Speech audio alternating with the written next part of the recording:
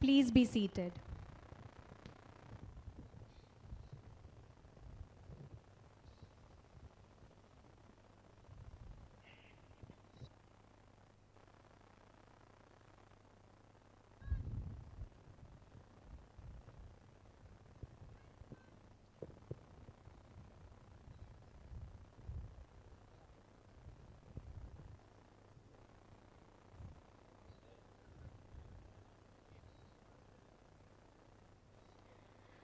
A very warm evening to one and all present here. We welcome each one of you to this special convocation ceremony for foreign national graduates of Parul University. Today, we stand together at the crossroads of ambition and achievement, where dreams begin to take flight. Before we step into this celebration of achievement, let us offer our gratitude to the Almighty with a prayer by the students of our university.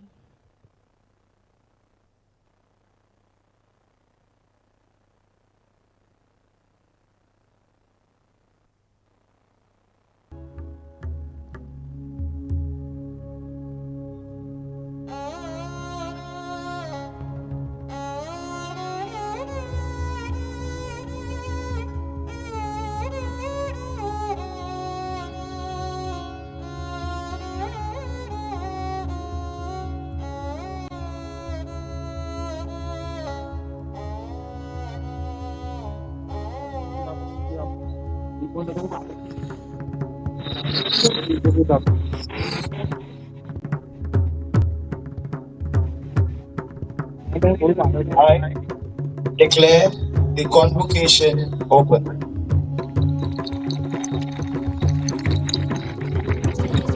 Mr. President, we have the honor to present to you 624 foreign national graduates for the award of the degrees, diploma, bachelor's and master's.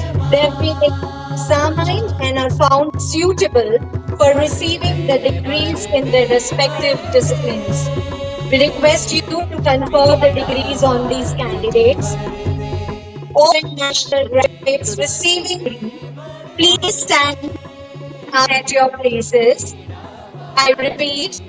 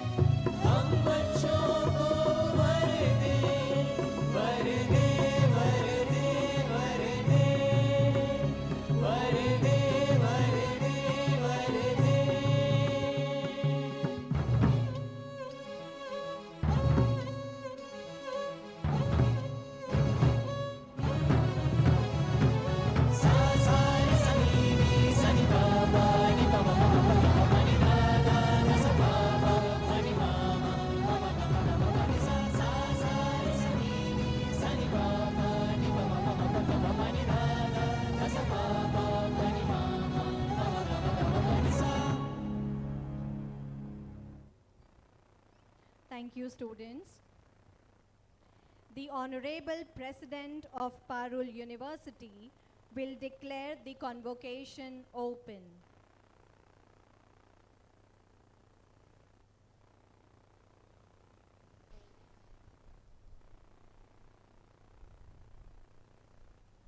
I declare the convocation open.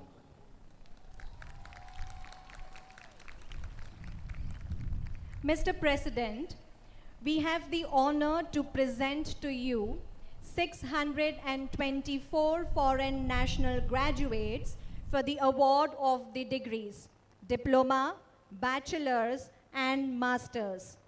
They have been examined and are found suitable for receiving the degrees in their respective disciplines. We request you to confer the degrees on these candidates. All the foreign national graduates receiving the degree, please stand up at your places. I repeat, all the foreign national graduates receiving the degrees, please stand up at your places.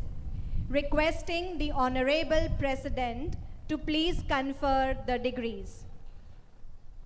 By the virtue of the authority vested upon me as the president of this university, I admit you all and all those in absentia as put up in the list by the controller of examination. Congratulations to all the graduates. The candidates awarded the degree should bow to the Honorable President of Parul University and resume their seats. Huge congratulations to our foreign national graduates. All your hard work has led to this proud moment. It's time to celebrate your success and make it unforgettable. Congratulations once again.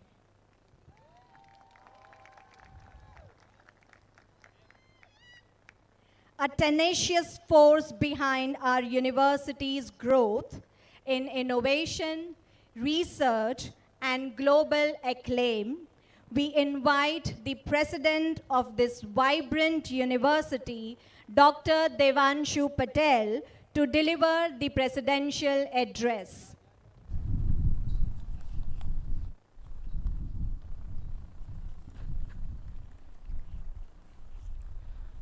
Honorable Chief Guest, Dr. Ash Jaishankar sir, respected teachers, proud parents, dear students, and our beloved guests. I feel very proud and happy to stand in front of you today. We have all gathered here today to celebrate graduation of nearly 700 foreign students of Parul University. Today is a very special day for all of you, and I would like to congratulate each and every one of you. Your time here at Parul University has not just been about learning from books, but it has been about growing as individuals, respecting new cultures, and most importantly, becoming a part of global community here at Parul University. India has a long history of knowledge and wisdom. Today, India is becoming one of the topmost choices for international students worldwide. Our Honorable Prime Minister, Shri Narendra Modi ji, believes in Vasudhaiv Kutumbakam, which means the world as one family. We live by this value at Parul University. It is our honor to have Dr. Ash Jaishankar sir as the chief guest of the convocation today. He is a great leader who has helped India to build strong relationships with many countries across the globe. His work shows that India is ready to work with the world while respecting all the people and all the cultures. So, my dear students, you are now part of a global connection which our government has built for you. You came here as students, and today you are living as the ambassadors of India. You are carrying with you the knowledge that you got from the university, the friendships that you made in this university, and the values that you built in the Indian culture. But as you go out of this university, do not just look for jobs, do not just look for profession, do not just look for business. Our honorable chief guest today, Dr. S. Jaishankar sir, is the true representation of can help. Our world today needs people who can care, who can give, and who can help. Success is not just about how much you earn, but it is actually about how many lives you can improve. And when you help others, that is the real achievement. And I think that is the greatest achievement you can ever get. And this reminds me of words of a special person, Mr. Jose Music, the former president of Uruguay. He passed away recently, and he was called the world's poorest president. But he said that I am not poor. Poor are those who are always looking for more. When you are not looking for more, you have more time and you have more freedom. He donated most of his salary to help people. He lived a very simple life. He worked for his own farm and he drove an old car. To me, he was not poor. To me, he was one of the richest because he lived a life of service. So remember that true richness is about giving. And when you help others, you also grow. When you serve others, you don't lose, but you gain something more valuable. Dr. Martin Luther King Jr. once said that life's most urgent question is, what can you do for others? So I ask you, what will you do for Zimbabwe? What will you do for Nepal? What will you do for Bhutan? What will you do for your country? And I believe the knowledge that you have got at Parul University will help you get the answer to this question. I want you to serve your country, but also think globally. Now, how do you think globally? By helping people, by being kind with people of other nations, by being flexible, by being respectful, and by being open for new cultures. And you need not go abroad to become global. You just need the right attitude. And I believe our honorable chief guest today, Dr. S. Jaishankar sir, is the true representation of global citizenship. He is serving India, but he is also serving the world. He respects every culture, and he is working for world peace and understanding. So my dear foreign students, remember my words that you are going to be the symbols of Indian education and values. So go out in the world and tell the world that India is a land of knowledge, India is a land of compassion, and India is a land of progress. And today, India is also playing a strong role in world's safety and peace. Our Operation Sindoor shows that we care about protecting our nation. And these efforts gives us the safety as a university we need to learn, teach, and grow. So as you leave this university, do not just go with the degree certificates, but also go with the spirit of unity, service, and global friendship. So with that, I congratulate all of you again. Go out, make a difference, and help build a better world. And I would like to end by narrating a personal poem from the desk of your president. So you came to India, books in hand, to learn, explore, and take a stand. You have braved the heat, the spicy treat, and maybe struggled with street food heat.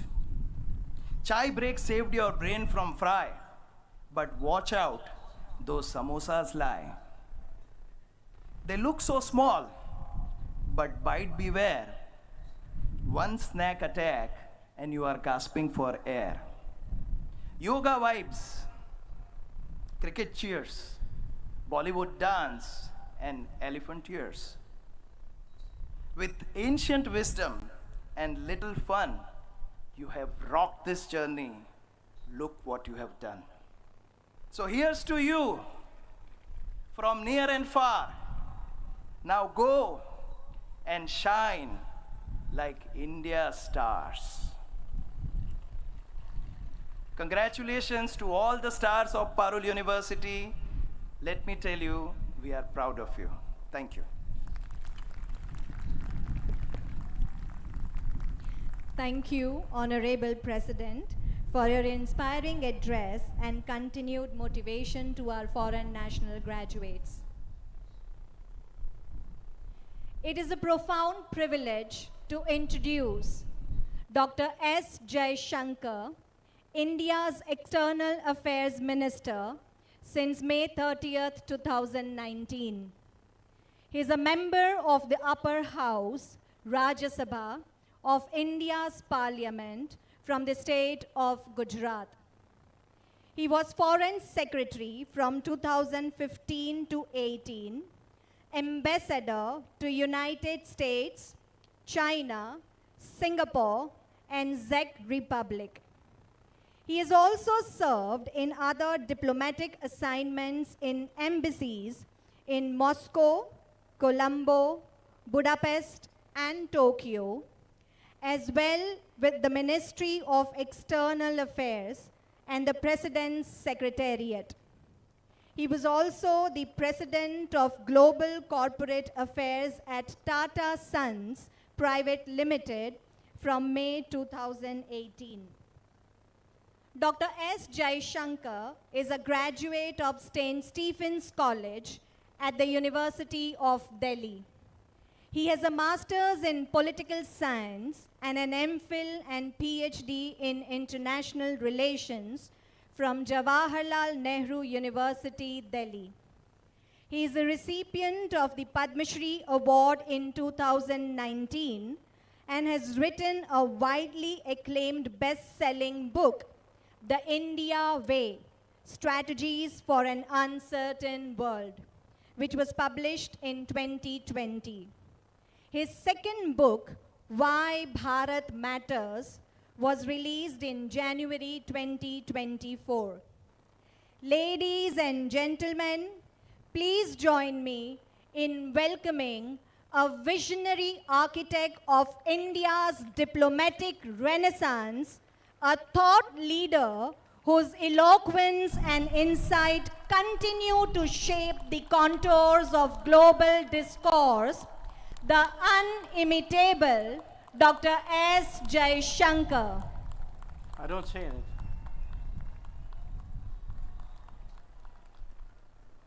No. This way.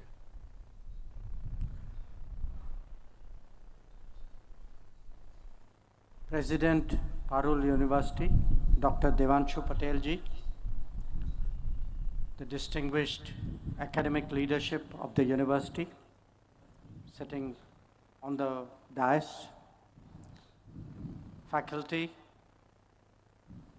family, and most of all, students. It is an enormous pleasure to address the convocation ceremony for foreign national graduates at Parul University. Understandably, it is an important event in Parul's institutional calendar. But more than that, it is a defining moment in the personal lives of those completing their degree. The thoughts that I share with you on such an occasion is meant for both. It is natural when standing before graduating foreign students to talk about the importance of international cooperation. After all, your studies, your stay in India is an expression of that very concept.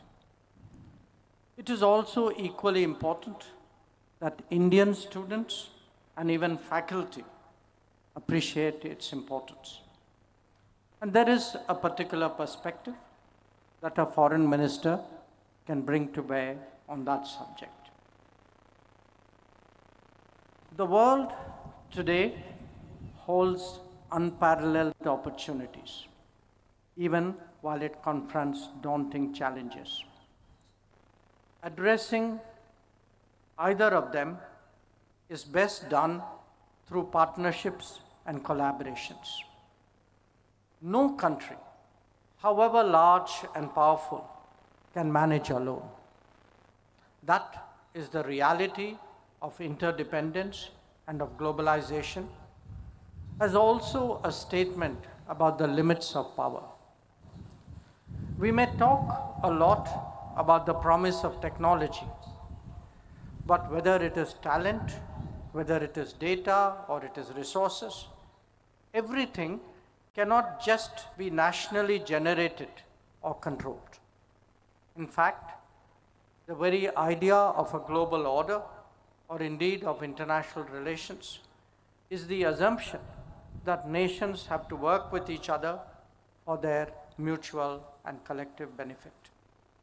The rest is about setting optimal terms to do so. Perhaps some of you are wondering why I'm laboring the obvious. And the answer is that the contemporary discourse has many assertions to the contrary. Some do not give that much value to friendships. Others have hardwired their cynicism into policies and structures. And that is why, to foreign students, I highlight, just as your president did just now, the relevance of Vasudhaiva Kutumbakam, the world as a family. Now, having lived in India for some years, I think all of you can assess for yourself our openness, our pluralism, and our diversity, as also our long tradition of growing with the world instead of distancing ourselves from it. In many ways, we stand out by promoting commonness rather than seeking uniformity. That you can see in our languages, in our faiths, in customs, traditions, cuisine, and practices. Our openness to each other in India makes us just as open with the world. We therefore neither build walls, real or metaphorical, nor impose our ways on others. Obviously, as a large polity in the international community of almost 200 nations, we do have national interests and naturally seek to advance them. But this is sought to be done with mutual understanding and mutual benefit as its guiding principles. I'm very confident that it is this understanding of India that all of you will take back home. It has become a fashion in some quarters to be openly transactional when it comes to dealing with other nations. Bear in mind that some are actually practicing it in reality, even while preaching the opposite. There can be a legitimate debate about how best to engage the world. Some of it may be driven by cost benefit, but among certain societies, sentiment and values also count for something. In fact, they count for a lot. India belongs to that category. Even while pursuing our national goals, we have always kept in mind our larger obligation to the world and to the international community. Now, our resources may be limited, but let me say, India has always had a large heart. And that is why, still being a developing country, we have undertaken more than 600 development projects in 78 nations across various continents. For that very reason, even while we were in the midst of taking care of our own, we supplied vaccines to 99 nations and medicines to 150 during the COVID pandemic. When we advocate the interests of the global South, it is for a reason that only a member of that fraternity can appreciate. Doing the right thing is also doing the smart thing. In an age of narratives, it is also to be expected that friendships will be professed by many. After all, one goal of diplomacy is to maximize solidarity with other nations, to strengthen one's own position. Some countries do that through collectives based on geography and history. Some others invoke faith, language, or culture. India's endeavor, even while building on bonds of proximity, sociology, and heritage, has been to promote goodwill through development. To that end, we have utilized two broad approaches that drive our activities abroad. One is to share our experiences in a very concrete manner with partners, conscious that they are probably more relevant to their needs than those that our partners could access elsewhere. The other is to continuously strengthen capacity building so that partners have a better ability to evaluate and make their own choices. Together, what it does is to give our partner countries, especially those of the global South, more options as well as a stronger hand in negotiating with others in the world. Let me give you some concrete examples, starting with access to clean water. The Jal Jeevan Mission has in fact been a flagship initiative of the Modi government at home.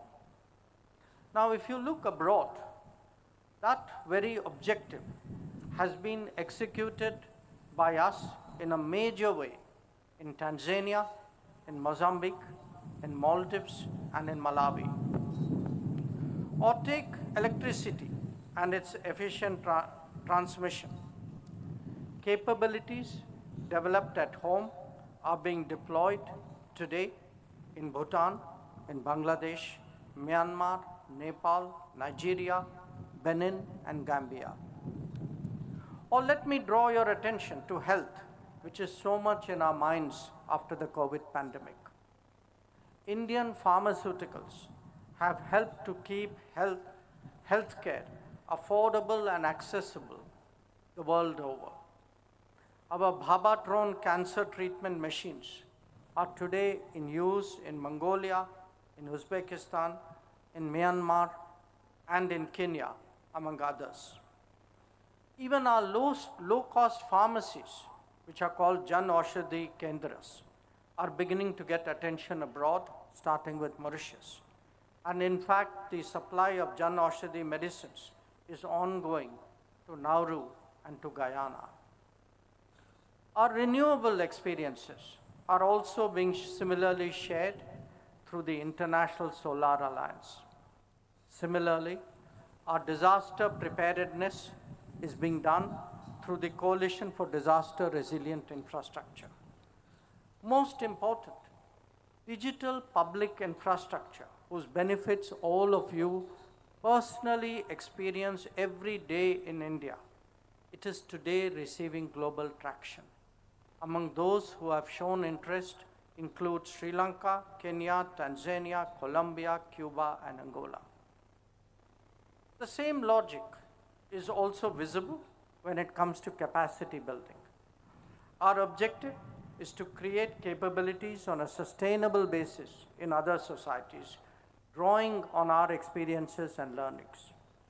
They can extend from the big to the small, from the complex to the obvious, from the creative to the routine. Be it engineers in Zanzibar or solar mamas in the Pacific, from vocational training to information technology, from improving tax systems to ensuring security, India's partnership footprint is large and growing. It spans the exchanges of trainers and students to ensuring distance education and virtual health training. So I urge you to recall the adage of giving a man a fish versus teaching him how to fish. We in India advocate the second, the lifetime solution.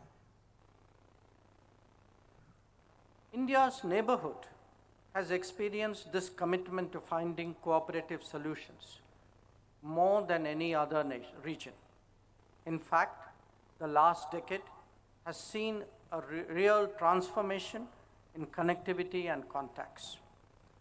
There are today power grids, fuel pipelines, road, railways, and waterways that could not have even been imagined a decade earlier. In every crisis, we have stood together in this region for our collective well-being.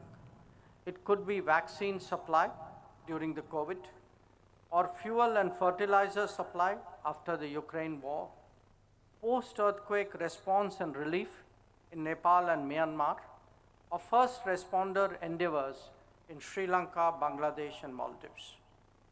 Like in any grouping, there obviously has to be a mutuality of benefits and respect for each other's sensitivities. But given the turbulence that characterizes our contemporary world, this willingness to stand by each other will only become more important with the passage of time. Friends, trusted friends are usually found in testing times. This is both a personal experience as well as a policy reality.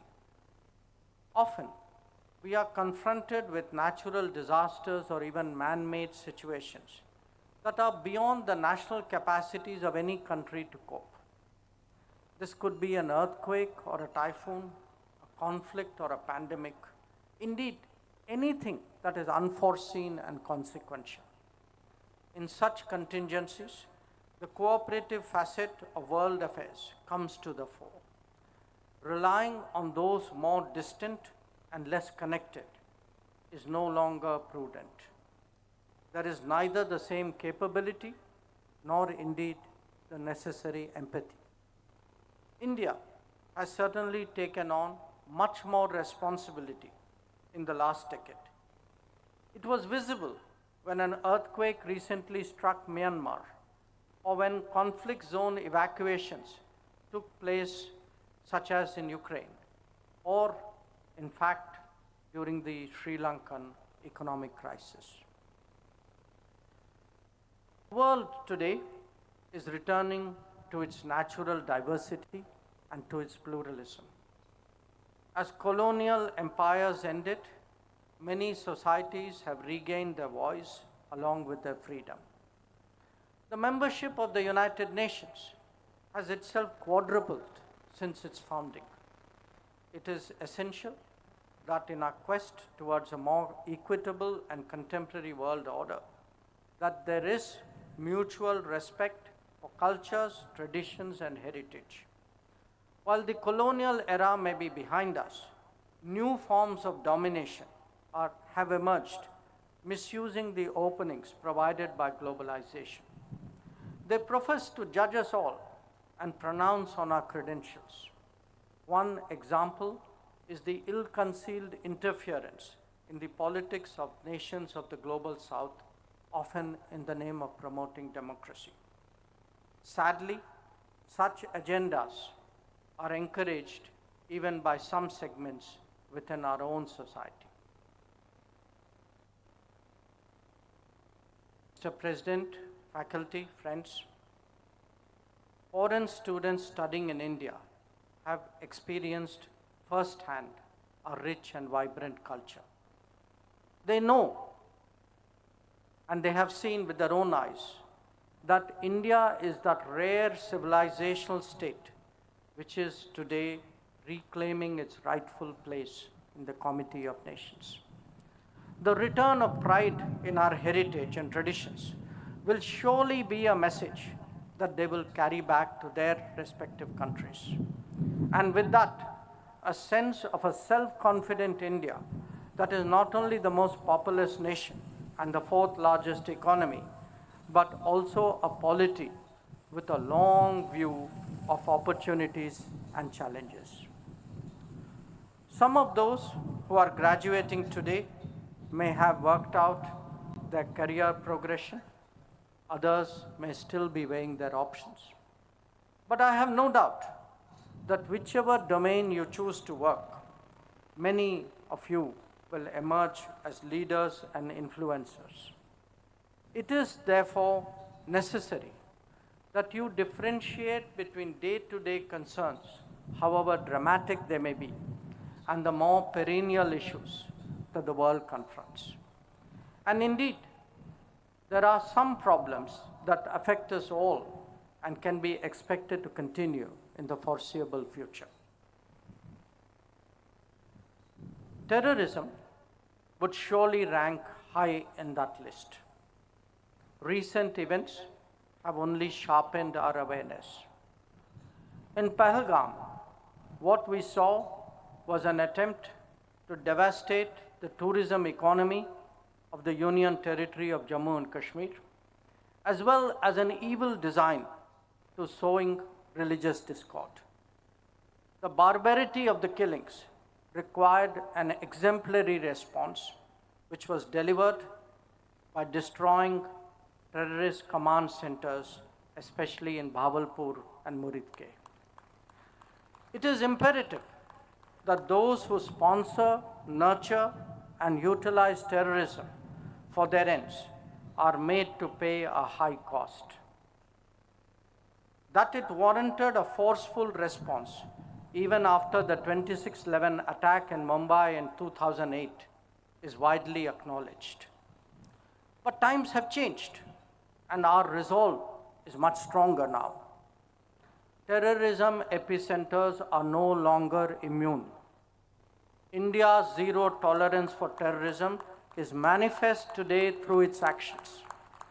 We will never give in to nuclear blackmail, and whatever decisions have to be taken in India's national interest are taken and will continue to be taken. As we responded to the Pahalgam attack, it was also heartening to witness the understanding from other nations of our right to defend ourselves against terrorism. There are other pressing challenges too faced by the world, especially by our brothers and sisters of the global south. We all realized during the COVID pandemic how much our health security was dependent on others. The Ukraine conflict brought home the vulnerabilities of energy security. The shortage of fertilizers and the scarcity of food grains left many economies deeply impacted. Debt situations have worsened even as trade prospects deteriorated in face of financial decisions taken far away. And through all this, the pressures of climate change have grown steadily, although the resources to combat them have shrunk. I highlight these concerns not to alarm you, but to urge an awareness and understanding of the larger challenges faced by humanity. each one of us, in whatever we do, can find some way of making a difference. Now, precisely because the world is so volatile and uncertain, it is essential that we consciously develop an approach of self-reliance, Atmanirbharta. This should not be confused for a rejection of international relationships or of insulating ourselves from the world. In today's context, it means having the essential capacities within our national control to the extent possible. Obviously, that would be more expansive in a case of a larger nation like India. But after the experience of COVID and the rampant leveraging of economic and financial tools, these are increasingly necessary precautions. Various countries will naturally give their own specific expression to this commitment, to this search for self-reliance. In India, it has primarily taken the form of what we call Make in India, as well as greater usage of our products and practices. Capabilities and confidence developed together, and advocacy of our talent and skills is very much a part today of India's development. In the recent counter-terrorism operations, Operation Sindoor, it was notable that our indigenous technologies played a very successful part. There could be no better refutation of those who publicly ran down Make in India and undermined national self-confidence. I really hope that students going back to their respective countries carry back this message, this lesson. It may enthuse them to think of similar endeavors at home. Just as nations have built their image, individuals too have their own branding. They develop their own reputation. Perhaps this is a moment to reflect on personal qualities, traits, and approaches. I strongly believe that young people should be optimists. They should be optimists because more than any other demographic, they aspire to a better tomorrow. But that effort should be rooted firmly on the ground in realism. When analysis is divorced from ground reality, it can only end badly. We have seen that to our cost in the early years after independence. At a personal level, allow me today to offer 3 thoughts for your pathway ahead. 1, develop strong work habits early in life.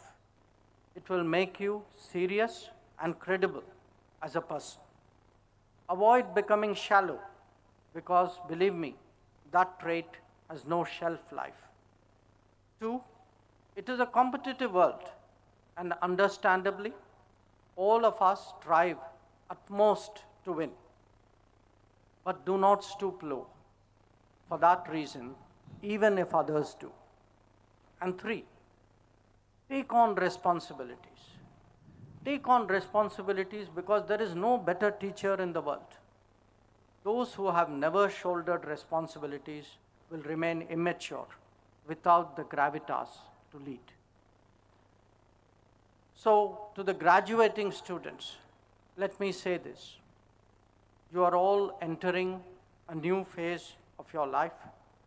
As you graduate and go back to your homes, do take a part of India with you.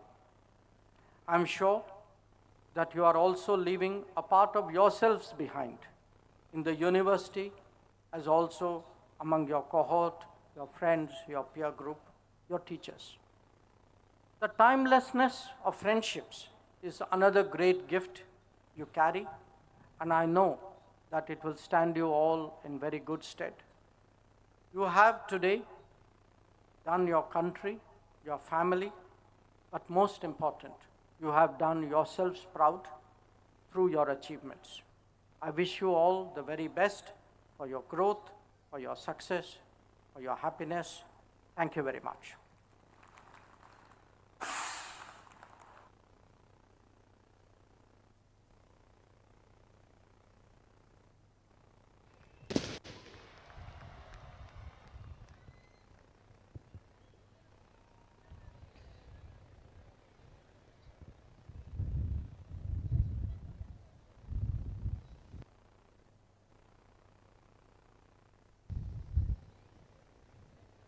Thank you, sir, for the awe-inspiring words of passion and inspiration.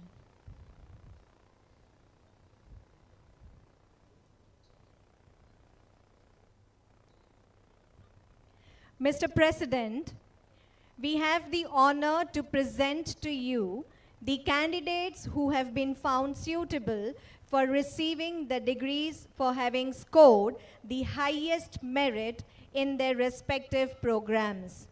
We request all the dignitaries to please join Honorable President to award the degrees.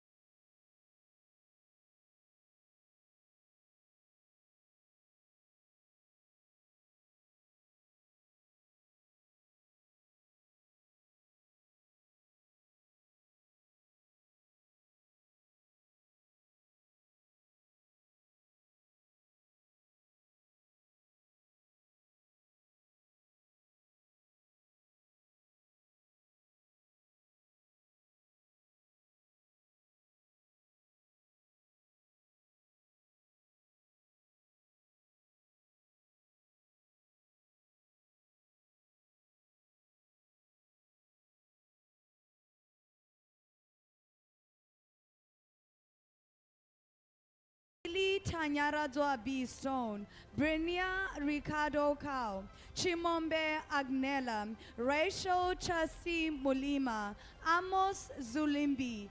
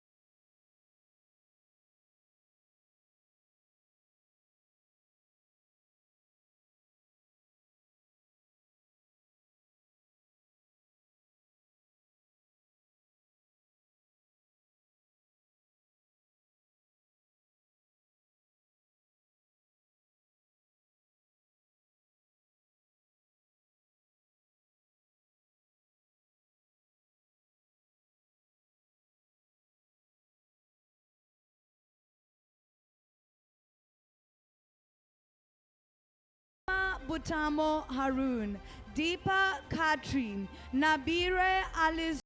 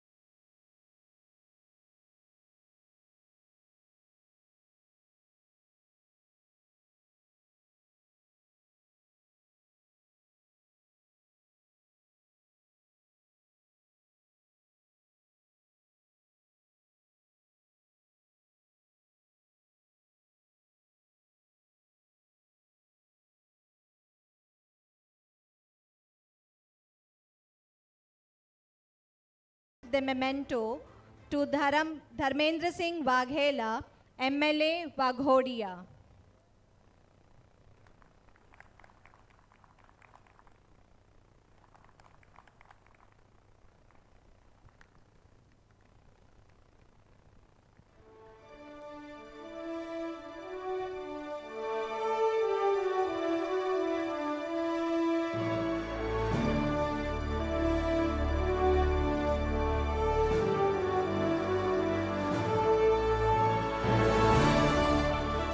Requesting the President to present the shawl and memento and Dr. Parul Patel to present the token of appreciation to Dr. S. Jai Shankar, External Affairs Minister, India.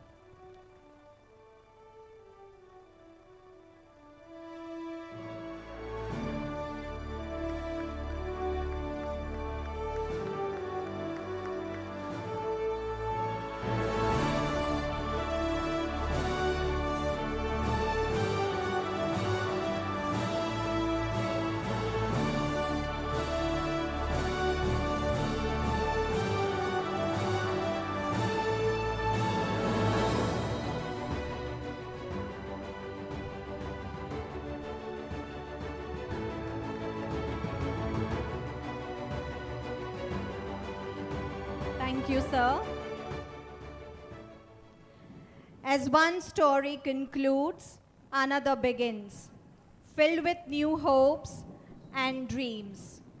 Let us all rise for the national anthem.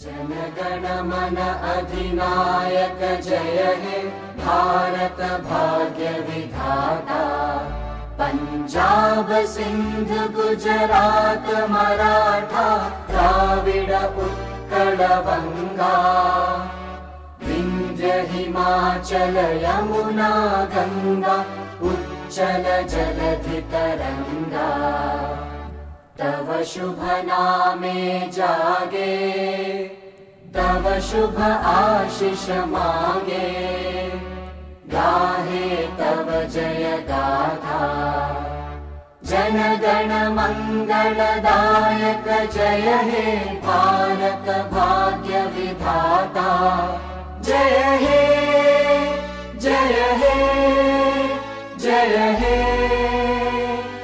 जय जय जय जय हे भारत माता की, भारत माता की, भारत माता की. Requesting all to please stand in the honor of the procession. We request all the deans on the dais and everyone in the audience to please stay back as the convocation ceremony will proceed with the felicitation of our other international students.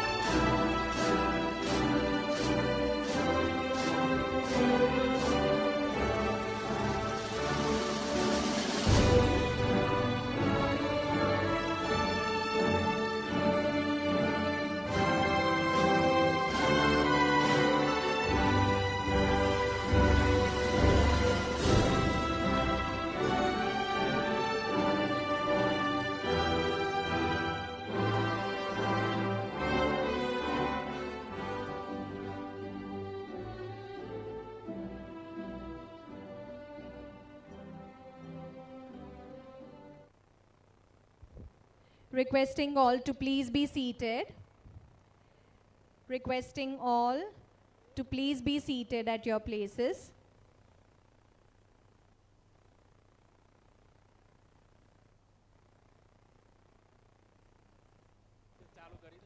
May I kindly request the following dignitaries to come forward to confer the degrees. Dr. Purav Desai, Dr. Priya Swaminarayan, Dr. Bijal Zaveri, Dr. K.G. Patel, Dr. Trilok Akhani, Dr. Rajesh K.S., Dr. Purvi Shah, Dr. Bhavna Ghadvi, Dr. H.N. Ravindra, and Dr. Hemant Toshikhane.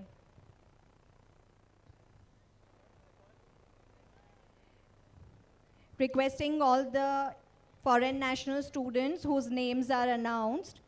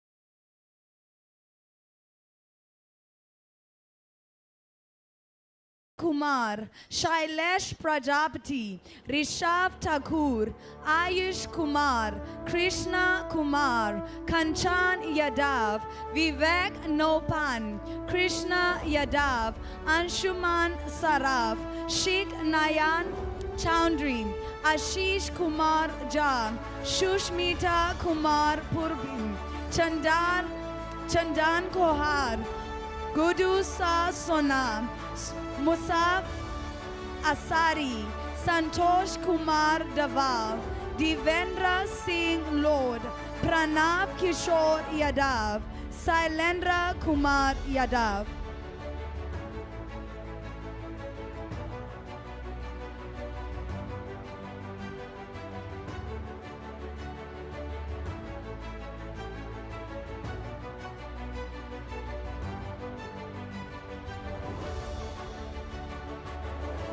Nitish Sharma, Ajay Kumar Yadav, Utkarsh Kumar, Dilip Kumar Yadav, Kusnandan Yadav, Saket Khan, Jairam Yadav, Shitesh Kumar Khan, Sheikh Ishad, Yunash Shah, Satima Magaya, Prabhat Kumar Jam, Arjun Kumar, Ashok Kumar,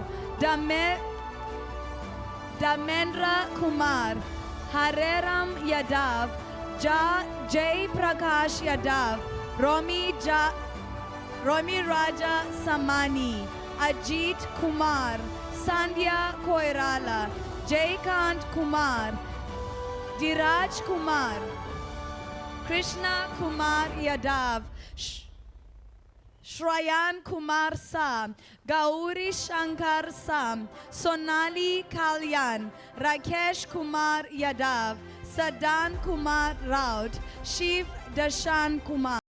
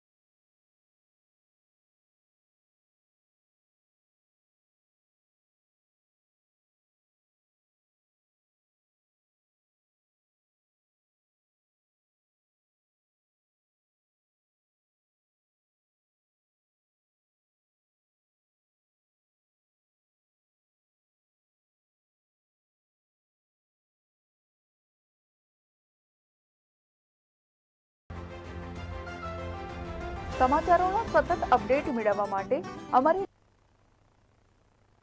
nation plus ન્યૂઝની YouTube ચેનલને subscribe કરો, bell icon દબાવો અને જોડાયેલા રહો Facebook, Instagram અને Twitter પર.